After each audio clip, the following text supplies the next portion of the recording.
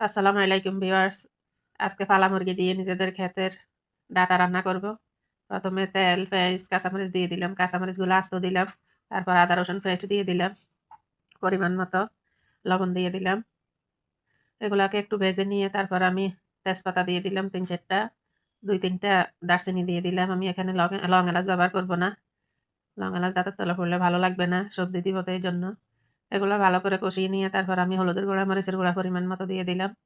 এখন এগুলাকে একটু ভালো করে কষিয়ে নিব, তাহলে তরকারির কালারগুলো অনেক ভালো আসবে। কষিয়ে নেওয়া হয়ে গেছে, এখন আমি জিরার গুঁড়া দিয়ে দিলাম।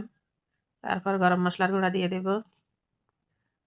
আমার মুরগি কম, এর জন্য পরিমাণে সব কিছুই কম দিলাম। এগুলাকে একটু নেড়ে নিব। নেড়ে নিয়ে তারপর আমি মুরগিগুলো দিয়ে দেবো এগুলোর সাথে।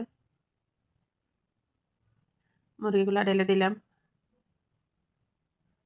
বাসায় পালা মুরগি, এই জন্য সালমা সহকারেই নিলাম। তারপর ডাটাগুলো দিয়ে দিলাম। এবার ভালো করে কষিয়ে নিব। যত ভালো করে কষানো হবে ততই খেতে ভালো লাগবে।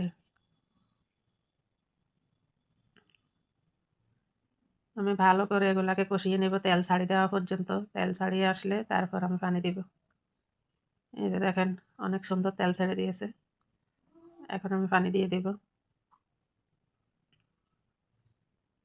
মুরগি ডাটা সিদ্ধ হওয়া পর্যন্ত আমি কতটুকু পানি লাগবে ওই পরিমাণে পানি দিলাম।